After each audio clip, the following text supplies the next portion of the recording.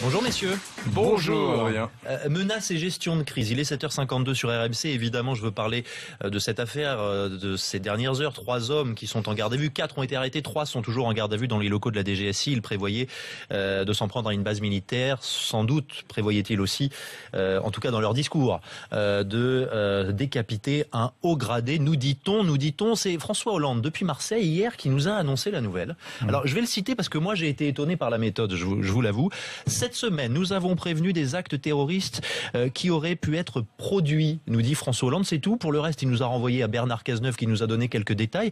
Est-ce que c'est rassurant? Est-ce qu'on ne doit pas garder le silence? Est-ce que vous avez été vous-même surpris par la méthode employée par François Hollande? Il y a un changement de niveau. Ça n'est pas la première fois que l'exécutif annonce que des attentats ont été déjoués. Souvenez-vous, le 23 avril dernier, Manuel Valls expliquait que 5 attentats clairement avaient été déjoués depuis le mois de janvier.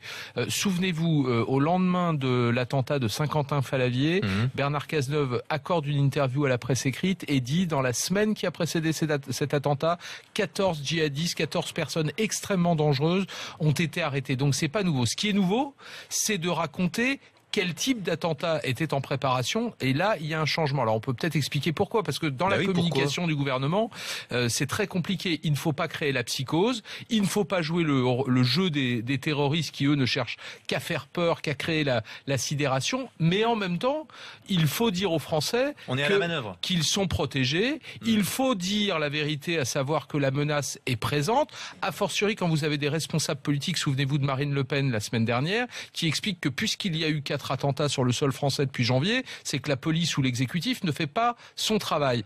Qu'est-ce qui s'est passé depuis quelques jours? Il y a eu l'attentat de Saint-Quentin-Fallavier, il y a eu un dépôt de munitions qui a été cambriolé, il y a eu ces 2 cuves qui ont brûlé dans les Bouches-du-Rhône, même si les 3 événements n'ont aucun lien entre eux. Effectivement, il y a besoin de communiquer. Donc oui, de ce point de vue-là, c'est nouveau. Après, franchement, Bernard Cazeneuve, depuis janvier, il fait preuve de rigueur, de modestie. Je trouve que franchement, il en rajoute pas dans la communication. Il est plutôt extrêmement rigoureux.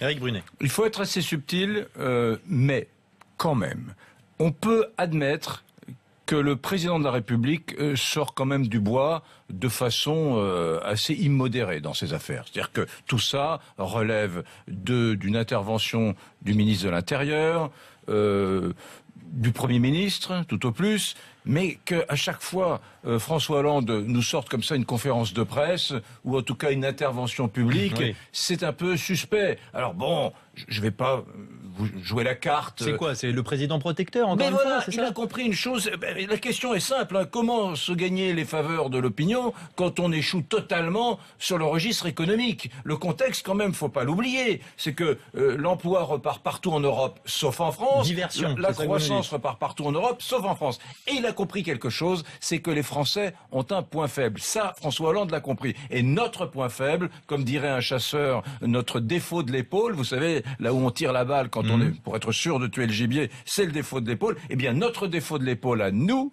eh bien, c'est que on craque complètement, on fond dès lors qu'un président de la République prend ses intonations gaulliennes, dès qu'il devient protecteur. Alors les circonstances l'amènent à être peut-être un peu plus protecteur qu'il ne devrait l'être. Ça a commencé au mois de janvier avec les attentats. Il s'est rendu compte que on avait dit, mais il a fort bien défilé. Il a fort bien cet air martial, cet air grave. Mon Dieu, quel président rassembleur. Et contre toute attente, il a été tout à fait surpris lui-même, François Hollande, par les commentaires. Et il s'est dit, bon sang, j'ai engrangé des points dans l'opinion publique en ne faisant pas grand-chose finalement, parce que ça, c'est quand même un peu plus facile d'avoir l'air sérieux et grave que réduire le nombre de chômeurs dans ce pays. Donc, je pense qu'il en profite un peu. Voilà. J'ai entendu, mais en même temps, souvenez-vous de ces images le 11 janvier.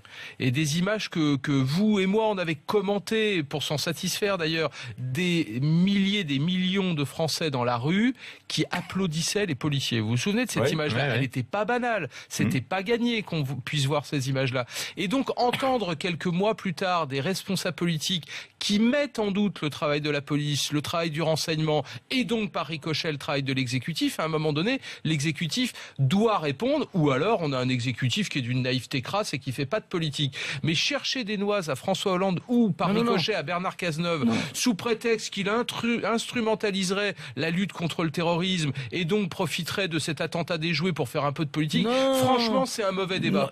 C'est une mauvaise polémique. Il n'instrumentalise rien, simplement. Si, c'est ce que vous avez sous-entendu. Comment se faire élire avec des résultats calamiteux en étant un président protecteur, et tout ça est une aubaine formidable pour lui. Voilà. Maintenant, il joue avec les circonstances, il ne les provoque pas. Donc il instrumentalise, et je vous dis que vous caricaturez un tout petit peu. Tout le monde est d'accord pour admettre qu'il sort un peu fréquemment du bois et qu'il fait beaucoup de conférences de presse, alors qu'il pourrait laisser cela à son ministre de l'Intérieur. Et on poursuit ce débat avec vous deux entre 9h et 10h. Pas avec vous deux, mais avec nos auditeurs. Enfin, si vous voulez venir, vous êtes les bienvenus, vous le savez. 32 16 rmc.fr, bande en direct sur les réseaux sociaux. Merci, à demain, 7h58.